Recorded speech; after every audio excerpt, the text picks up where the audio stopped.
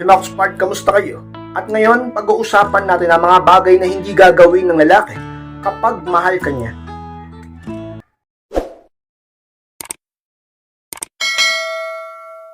At kung handa na po kayo, napasya na po tayo. At muli, be inspired.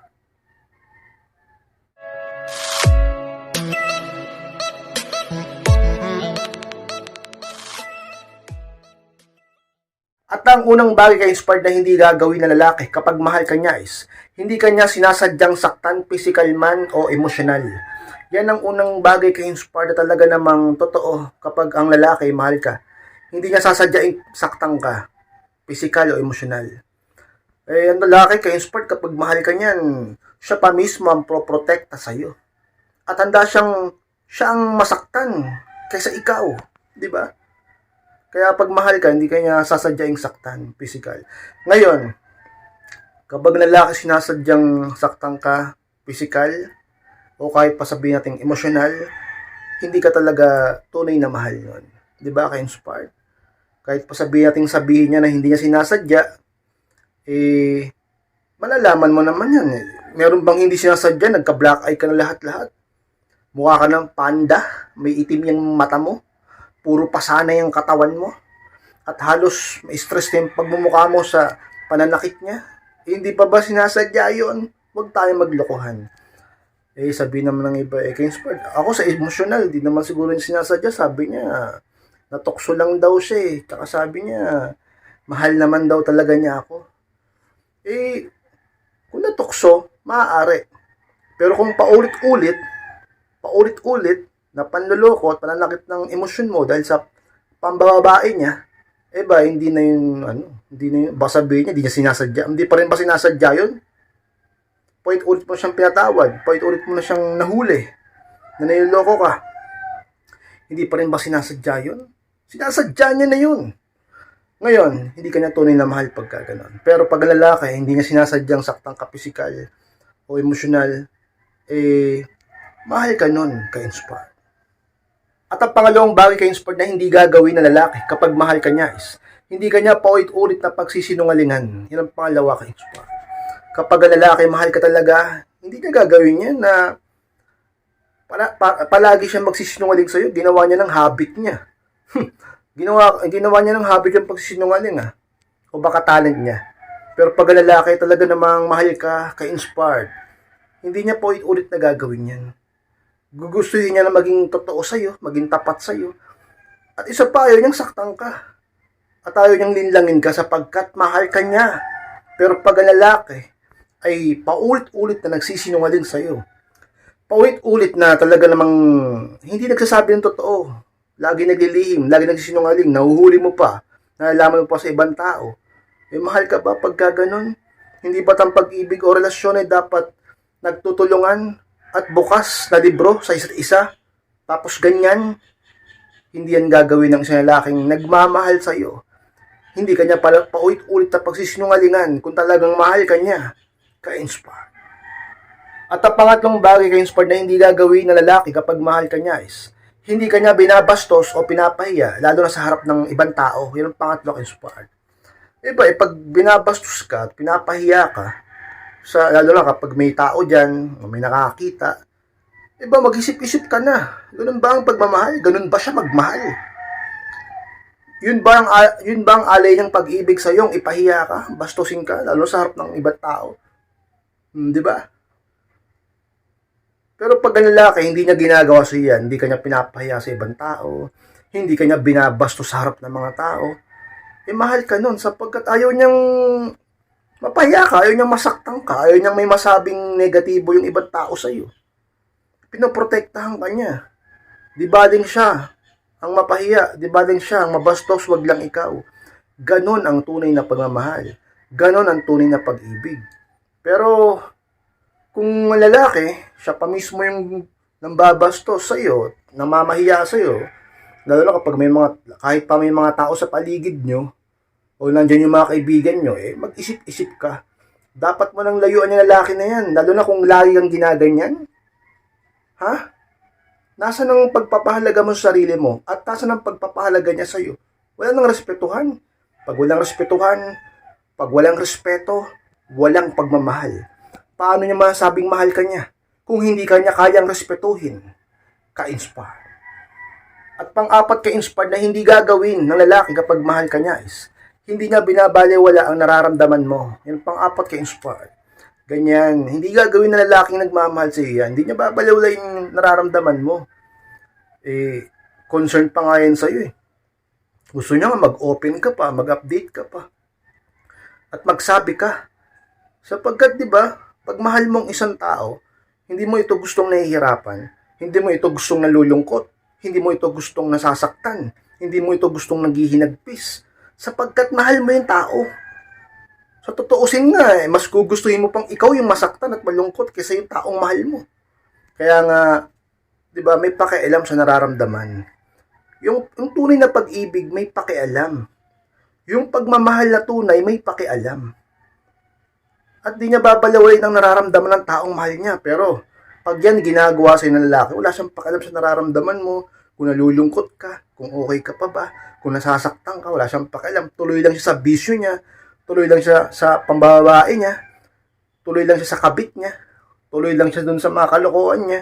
Aba lumayo-layo ka na sa tao na yan, kaya inspired, huwag mo pahirapan ang sarili mo, napakalawak ng mundo at napakaraming lalaki sa dagat tuloy. Maraming lalaki sa mundo. Diba? O, bakit? Hindi ka ba, wala bang iba nagkaagos sa'yo? Hindi magpaganda ka. Hindi magpa-sexy ka. Bakit siya lang bang lalaki sa mundo? Para pagtiyagaan mo siya? Mahal mo siya? Mahal ka ba niya? Sa ganyang bagay. Ka-inspired. Diba? Mag-isip-isip ka.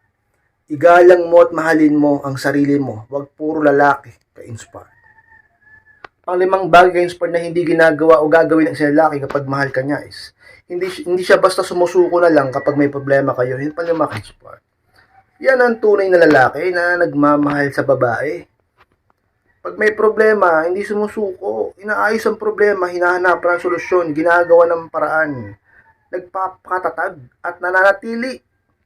Hindi yung puro lang sarap, puro lang ginhawa, puro lang pagpaparaos, puro lang kung ano-anong kalokohan. Pero pagdating sa kahirapan, pagdating sa halimbawa sa pagkakasakit, sa mga problema, saan man yan, pinansyal, o kung saan mang mga problema yan, yung sumusuko, kalalaking tao, siya pa yung susuko. Mahal ka ba nun pagka ganon? Kasi iiwan ka, tapos hahanap ng iba, babaliwalain ka. Yung iba kahit may anak na, iiwan yung pati yung mga anak niya, iiwan yung pamilya niya. Sumusuko. Yun ba yung may pagmamahal? Yun ba yung may matinding pundasyon ng pag-ibig sa'yo? Mahal ka pa ba pagka ganon? Hindi niya gagawin yan, yung sumuko. Ikaw nga, di ka sumusuko eh. Siya pa. Ka-inspired siya sa mga talagang dapat mong isip-isipin. Ganyan ba ang partner mo? Pag may problema kayo, sinusukuan ka niya, sumusuko siya. Ikaw pa yung naghahanap ng paraan. Ikaw pa yung lumalaban lang. Tapos siya parang sukon-suko na. Pero pag ang lalaki ka-inspired, mahal ka, hindi niya yung gagawin. Siya ang magsisilbing leader sa inyong relasyon. Siya ang magsisilbing talaga namang haligi at pundasyon ng inyong tahanan. Magpapakalalaki. Mas lalo kang mamahalin. Hahanap ng paraan. Hindi ka iiwan, hindi ka ipagpapalit. Talaga naman hindi siya susuko. At talaga namang mas lalo ka pa niyang iingatan kahit may problema. Ka-inspired. Pang-anim ka-inspired na hindi gagawin ng lalaki kapag mahal ka niya is hindi ka niya kinokontrol. Hindi ka niya kokontrolin ka-inspired kapag mahal ka niyan. Baka sabihin ng iba ka-inspired, paano yan yung asawa ko, yung boyfriend ko, kinokontrol ako. Sigurado ka ba na kinokontrol ka o gusto lang mag-update ka? Yung kinokontrol kasi, yung wala ka ng ibang desisyon. Siya na lang lahat nagdidesisyon. Kung ano yung gusto niya, yun ang susundin mo. Kung anong gusto niya, yun ang masusunod. Kung anong gusto niya, yun lang ang gagawin mo. Para bang robot? O para kang pet? Parang wala kang sariling desisyon sa sarili mo sapagkat siya na ang nagmamanipula sa iyo at sa buhay mo. Na tipong kahit hindi mo gusto ang isang bagay, kailangan mong gawin sapagkat yun ang gusto niya. Hindi mo gustong pumunta doon, hindi mo gustong kainin yan, hindi mo gustong gawin to, hindi mo gustong kausapin si ganito, ganyan.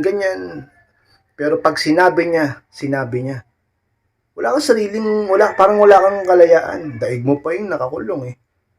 Ka-inspired pag ganyan, kinokontrol ka niya, yan talagang tunay na toxic. Yan talagang tunay na nakakasakal. 'Di ba? Layuan mo na yan. Dahil kahit naman di mo siguro layuan yan, darating at darating ang panahon. Mapapagod din ang puso mo. Mapapagod ka din. Susuko ka din at bibigay ka din. Sino ba naman ang tatagal sa ganyan? 'Di ba? Eh yung mga nangongontrol, ayun yung mga seloso eh. Yung mga nangongontrol, ayun yung mga insecure. Yung mga nangongontrol, ayun yung mga bossy. Yung mga pilingero din eh. At walang tiwala. Baka may nakaraan yan na nasaktan siya. Meron siyang emotional baggage. Meron siyang trust issue. Ikaw lahat sumalo. Congrats! Sinalo mo lahat kay Inspired. Ngayon, hindi gagawin na lalaki yan kapag mahal ka niya. Hindi kanya kontrolin sapagkat alam niyang mahihirapan ka. Ikaw ba naman, mahal mo yung tao, papahirapan mo. Hindi kanya kontrolin sapagkat gusto niya na mag-grow ka, mag-improve. Dahil para din naman sa iyo yun, at pag nag-improve ka at naging okay ka, masaya siya. Dahil mahal ka niya. Ang totoong nagmamahal magiging masaya kapag masaya ang taong mahal niya. Ka-inspired. Pang-pitong bagay ka-inspired na hindi gagawin na lalaki kapag mahal ka niya is hindi ka niya niloloko. Yung pang-pito ka-inspired. Kapag mahal ka na lalaki, hindi ka niya nilolokohin. Diba? Kanina hindi siya magsisinungaling sa iyo. Ngayon, kapag lalaki niloloko ka, medyo mag-isip-isip ka, baka naglaho na ang pag-ibig niya sa iyo. Ano bang dahilan, ano bang rason? Bakit nagbago siya sa iyo? Bakit nag-iba ang pagtingin niya sa iyo? Kaya nagawa niyang lokohin ka? Lagi ba kayo nag-aaway? Hindi na ba kayo magkasundo? Meron ba kayong tampuhan? Meron ba kayong hindi pagkakaunawaan? Pinapabayaan mo ang sarili mo? Nagkukulang ka ba sa kanya? Lagi ka pang nagbubunganga? At ano pa ba ang dahilan? Bakit nagawa ka niyang lokohin? Ikaw ang nakakaalam. At kung hindi mo alam, tanungin mo siya. Kung hindi niya sabihin, wala tayong magagawa. Niloko ka niya, niloko ka niya. At kapag yan ay nagawa ng lalaki sa iyo, niloko ka niya, kahit pa sabihin nating mahal ka niya, masasabi kong hindi ka niya ganong kamahal. Hindi sapat yung pagmamahal niya para masabing totoong mahal ka niya. Baka meron lang siyang minamahal sa iyo pero yung hindi buong buo. Baka mahal niya lang yung pera mo. Real talk lang, maging real talk tayo dito ha. Baka mahal niya lang yung pera mo. Baka mahal niya lang yung katawan mo. Baka mahal niya lang yung nabibigay mong sarap sa kanya. Baka mahal niya lang yung validation na nakukuha niya sa barkada niya dahil napagmamalaki ka niya. Baka mahal ka niya dahil may status ka. Baka mahal ka niya kasi napapakitabangan ka. Pero yung buo, totoong pagmamahal, wala naman talaga sa kanya pagdating sa iyo. Ka-inspired. Sa yun sa malaga namang totoo, hindi ka niya lolokohin. Hindi ka niya sasaktan kapag ang isang lalaki ay tunay kang mahal, ka-inspired. Pangulong bagay ka-inspired na hindi gagawin na lalaki kapag mahal ka niya is hindi ka niya pineperahan. Ka-inspired, hindi ka niya peperahan. Kapag ang lalaki mahal ka talaga, hindi ka niya kakwartahan. Hindi ka niya gagatasan. Hindi ka niya huhut-hutan. Hindi niya hihigupin ang ipon mo. Diba? Sa halip, magpapakalalaki siya. Siya ang magsusumikap at mag-iipon para magkaroon kayo ng magandang kinabukasan. At nagsusumikap siya para kapag halimbawa lalabas kayo o magde-date, siya yung gagastos. O kaya naman para may pantulong din siya sa iyo. Yun ang nagmamahal ng totoo. Hindi yung puro ikaw na lang lagi nagbibigay at nagwawaldas at dumudukot yan sa bulsa mo. Yung laman ng bank account mo dati ang dami, ngayon nangalahati na dahil sa kanya. Ka-inspired, mag-ingat ka. Dahil ang tunay na pagmamahal ay hindi nababase sa pera. Ang tunay na pagmamahal ay nababase sa kung ano effort ang kayang ibigay. Hindi lang ito basihan sa pinansyal, kundi sa kaya mong patunayan sa pamamagitan ng gawa, kahit walang kasamang malaking halaga. Ka-inspired sa mga totoo. Hindi gagawin sinalaki yan na perahan ka kung talagang mahal ka niya. Ka-inspired. At ang pangsyam na bagay ka-inspired na hindi gagawin sa iyo ng lalaki kapag mahal ka niya is hindi niya pinaparamdam na wala kang halaga. Yan ang pangsyam at pinakahuli ka-inspired. At sa pinakatotoo, kapag mahal ka ng isang tao o halimbawa ng isang lalaki, ng partner mo, ay hindi niya ipaparamdam sa iyo na wala kang halaga. Sa halip lagi niyang ipaparamdam sa iyo na mahal ka niya, na mahalaga ka sa buhay niya. Lagi siya maglalambing sa iyo. Yung iba nga nagiging clingy. Yung iba nga nagiging needy. Yung iba nga nababaliw sa babae. Di ba? O ba't niya di ba? Napakalayo sa ganong bagay. Pag pinaparamdam niya sa yung wala kang halaga, mahal ka ba nun? Siyempre hindi, wala kang halaga eh. Ikaw yung sport, kailan ba mapaparamdam o kailan ko ba malalaman na wala akong halaga para sa kanya? Kapag para sa kanya wala kang halaga, may mga senyales yan. Natitiis ka niya.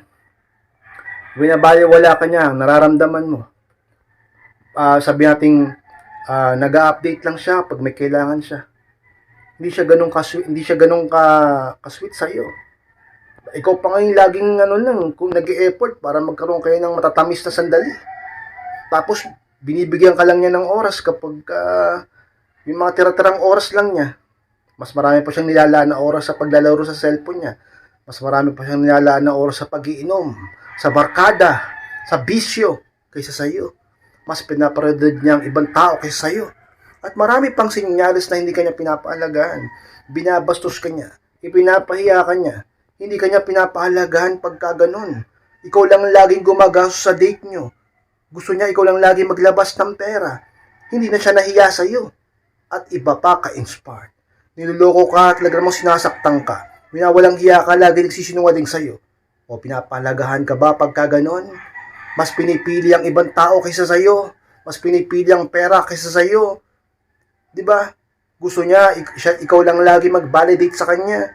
Pero ikaw wala kang naririnig kahit na sabi rin kahit pambobola man lang wala din sa kanya ka-inspired. Maraming sinyales para malaman mong hindi ka pinapahalagahan ng isang tao. Huwag lang kasing mga mata at utak mong gamitin mo. Gamitin mo rin ang iyong pandama, ang iyong puso upang malaman mo ang totoo na ang lalaking yan ay hindi ka pinapahalagahan. Pero para sa mga ibang lalaki dyan, hindi yan gagawin sa'yo kapag mahal ka niya. Laging ipaparamdam sa'yo na meron kang halaga. Ganyan ba ang boyfriend mo? Ganyan ba ang mister mo? Ganyan ba ang maniligaw mo? Ganyan ba ang lalaking mahal mo? Palagi niyang pinaparamdam sa'yo na meron kang halaga sa kanya. Ibig sabihin lang yan ka-inspired ay talagang tunay na mahal ka niya. Mga kaspard, maraming salamat po sa pagtapos ng vlog na ito. Kung kalimutan na mag-like, comment, and pakishare na rin ng video na ito upang makatulong tayo sa ibang tao. At sa mga gustong humingi ng payo, magpa-advise, magpa-coaching, message lang po ako sa akin Facebook, ay yung profile picture ko sa FB. At kapag search nyo ako sa Facebook at hindi lumabas yan, try nyo po sa Messenger. Doon nyo po i-search yung pangalan ko, Alvin Kapat. Kapag nakita nyo yung ganyang profile picture ko, i-check nyo ako mismo yung magre-reply sa inyo. Maraming salamat mga kaspard. Mag-ingat kayong lahat. Mahal ko po kayo. At muli, be inspired.